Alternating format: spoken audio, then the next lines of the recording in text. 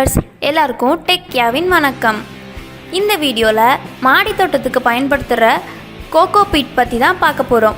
கோகோபீட்னா என்ன, அதை பயன்படுத்துறதுனால என்ன பயன், அதை எப்படி பயன்படுத்தணும், இப்படி எல்லா கேள்விகளுக்கும் பதிலாக தான் இந்த வீடியோ எடுக்க போகுது.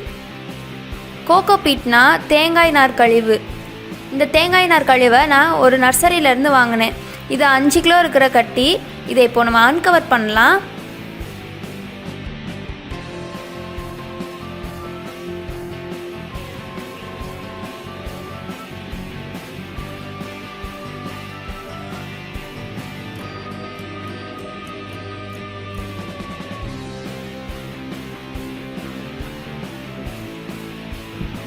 அந்த பெரிய கட்டியிலேருந்து ஒரு 1/2 கிலோ அளவுக்கு, அதாவது கொஞ்சம் மட்டும் இந்த வாளியில் எடுத்து வச்சுருக்கேன். இது கூட நம்ம தண்ணி சேர்த்து இதை நல்லா ஈரமாக்கணும். தண்ணி ஊற்றின உடனே இது ஊறி வர ஆரம்பிக்கும்.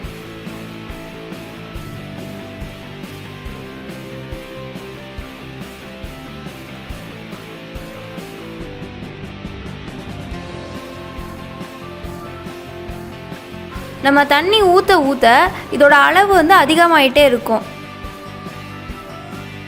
ஏதாவது கட்டியாக இருந்துச்சுன்னா அது கொஞ்சம் உடச்சி விட்டுக்கோங்க.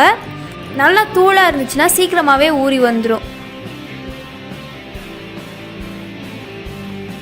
அடுத்து தொட்டியில் வைக்கிறதுக்கு 2 பங்கு மண் எடுத்திருக்கேன்.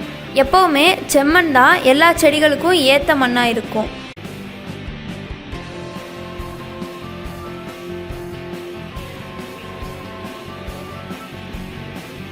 மண்ணில் ஏதாவது கட்டிகள் இருந்தால் அதை நல்லா உடச்சி விட்டுருங்க. இந்த மாதிரி கல் இதெல்லாம் இருந்துச்சுன்னா எடுத்து வெளில போட்டுருங்க. நம்ம ஊற வச்ச தேங்காய் நார் கழிவை தண்ணிலாம் வடிகட்டிட்டு எடுத்து வச்சுருக்கேன். நம்ம எவ்வளோ அளவு மண் எடுக்கிறோமோ அதுக்கு சமமாக இந்த தேங்காய் நார் கழிவும் கூட சேர்த்துக்கணும்.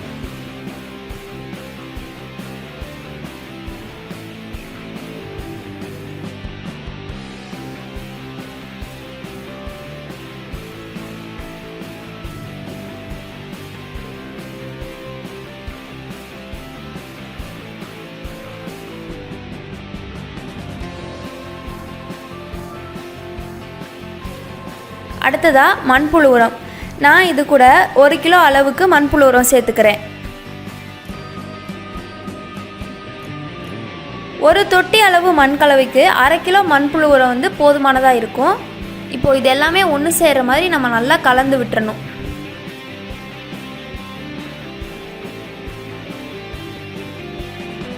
இப்போது நம்ம மண் கலவை தயாராகிருச்சு.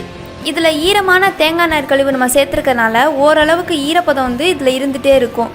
இதை நான் இப்போ க்ரோ பேக்குக்கு மாற்ற போகிறேன்.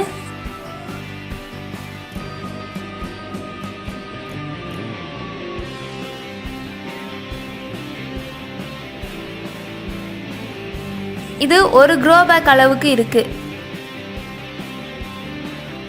பாருங்கள், மண் நல்லா லூஸாக ஈரப்பதமாக இருக்குது.